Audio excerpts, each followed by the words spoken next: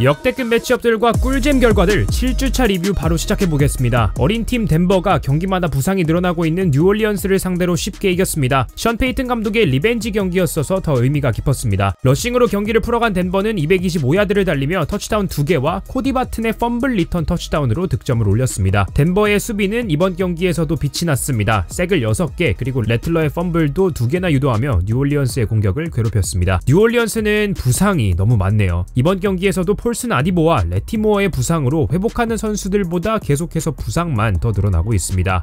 뉴잉글랜드와 잭슨빌 경기는 10점 차로 뒤지고 있던 잭슨빌의 역전승으로 끝났습니다. ETN이 없었던 잭슨빌의 러싱 어택을 빅스비가 리드했고 26번의 캐리와 118 러싱야드, 터치다운 2개를 기록했습니다. 브라이언 토마스 주니어의 빅플레이와 파커 워싱턴의 펀트 리턴 터치다운으로 경기의 주도권을 되찾은 잭슨빌은 다시 한번 가능성을 보여준 드레이크 메이를 상대로 승리할 수 있었습니다.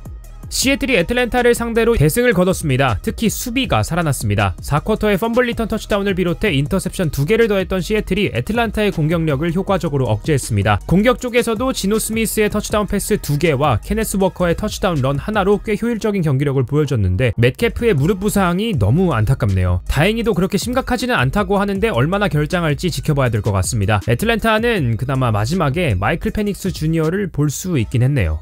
버팔로의 전반 경기력은 답답했지만 아마리 쿠퍼가 있었어서 그랬는지 이내 후반에 공격력이 살아났습니다. 쿠퍼의 터치다운 캐치도 있었고 키언 콜먼은 개인 성적 125 리셉션 야드를 기록하며 좋은 활약을 보여줬습니다. 빌스는 후반 5번의 드라이브를 모두 득점으로 마무리했고 레비스의 어깨 부상으로 대신 나온 메이슨 루돌프가 이끌었던 테네시 타이탄스는 후반에 득점 없이 다시 한번 패배했습니다. 드시온 왓슨의 미래가 이제 어떻게 될지 정말 모르겠네요. 왓슨이 컨택 없이 아킬레스 부상으로 혼자 넘어졌는데 몇몇 클리블랜드 팬들은 이 모습을 보고 야유했습니다. 도리안 톰슨 로빈슨이 나와서 인터셉션만 2개 던졌고 마지막에는 제이미스 윈스턴이 은조쿠에게 터치다운을 던지며 경기를 마무리했지만 찰리 존스의 킥오프 리턴 터치다운으로 경기를 시작했던 신시내티를 넘기엔 역부족이었습니다. 조버로우는 이 경기 전까지 클리블랜드에서 승리가 단 한 번도 없었는데 결국엔 하나 가져가네요. 1년의 재활기간을 마치고 돌아온 닉 첩이 뛰는 모습을 보며 뭉클하기도 했던 경기였습니다.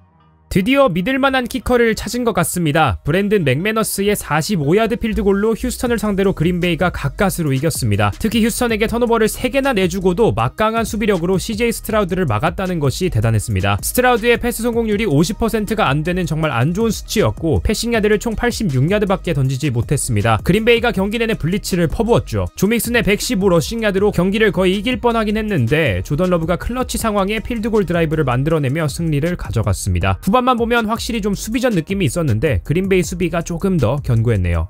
또 한 명의 마이애미 쿼터백이 부상을 당했습니다. 3쿼터에 타일러 헌틀리 선수가 어깨 부상으로 더 이상 뛰지 않고 팀 보일 선수가 경기를 마무리했습니다. 따라서 후반에 마이애미는 득점 없이 인디애나폴리스에게 역전을 허용했습니다. 리차드슨의 경기력이 좋았다고 말할 순 없지만 승리를 하기엔 충분했습니다. 런닝백 타일러 굿슨의 터치다운과 3개의 맷게이 필드골 성공으로 이겼습니다.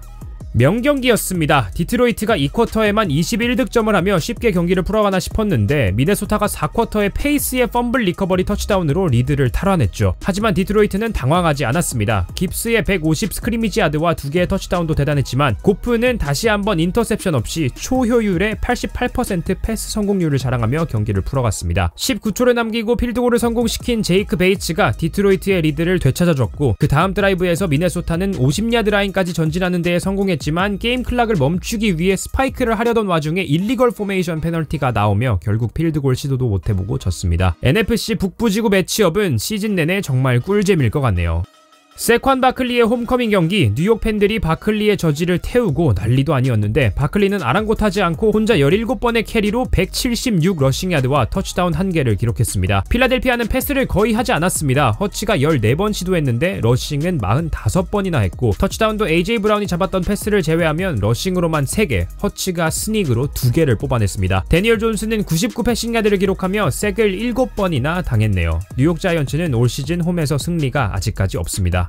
램스에게 턴오버를 4개나 내준 라스베가스는 이런 아쉬운 공격력에도 이길 수 있는 기회가 충분히 있었지만 부족했던 터치다운 결정력이 발목을 잡았습니다. 필드골만 5개를 찼습니다. 오쿠네이 부상을 당하고 갓너 민슈가 들어와 혼자 인터셉션 3개와 펌블 턴오버 1를 저질렀네요. 램스 공격 쪽에서 경기력이 뛰어나진 않았는데 그래도 카이렌 윌리엄스의 터치다운 2개가 승리로 이어졌습니다. 수비수 캠컬의 펌블 리턴 터치다운도 있었기 때문에 이길 수 있었습니다.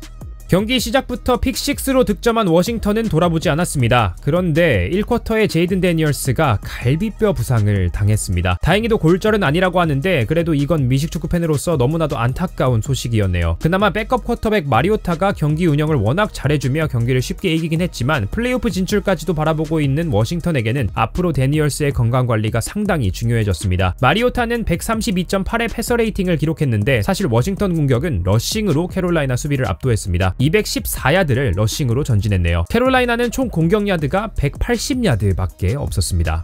역시나 캔자스시티는 지지 않습니다. 그리고 마홈스는 여전히 예전 마홈스 같지 않습니다. 인터셉션 2개, 터치다운은 없었고 오히려 결정적인 순간순간에 마홈스는 러싱으로 경기를 풀어갔습니다. 팀 러싱 야드는 184야드, 시즌 최고 기록을 갈아치웠고 러싱 터치다운도 4개나 만들었습니다. 샌프란시스코는 경기 내내 분위기가 안 좋았습니다. 제닝스도 골반 부상으로 없는데 디보 사무엘도 아파서 나가고 아이육은 십자인대 부상으로 시즌 아웃, 심지어 트렌트 윌리엄스는 퇴장당하기까지. 그렇게 퍼디는 러싱으로 터치다운 2개를 만들긴 했지만 인터셉션을 3개나 던지며 상당히 안 좋은 경기 내용을 보여줬습니다.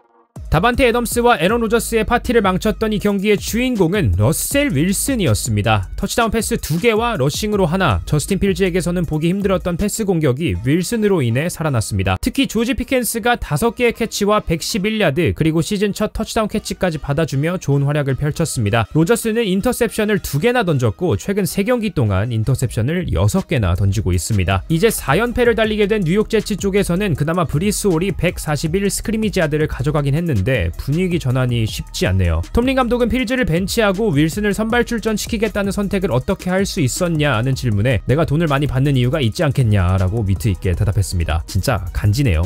10점차 경기로 끝나긴 했는데 사실 경기 내용은 볼티모어가 압도했습니다. 러싱이 안 될 때는 라마 잭슨의 패싱으로, 후반의 경기를 마무리해야 될 때는 러싱으로 정말 완벽한 공격력을 자랑했습니다. 특히 잭슨은 터치다운 패스를 5개나 던졌습니다. 총 500야드 이상을 전진했던 볼티모어는 베이커 메이필드의 경기 초반 공세를 연속 인터셉션으로 끊어내며 후반전을 쉽게 풀어갔습니다. 볼티모어를 막을 수 있는 팀이 있을지 궁금해지네요. 템파베이는 마이크 에반스와 크리스 고두인이 부상을 당하며 패배보다 더 안타까운 경기 내용이 이어졌습니다.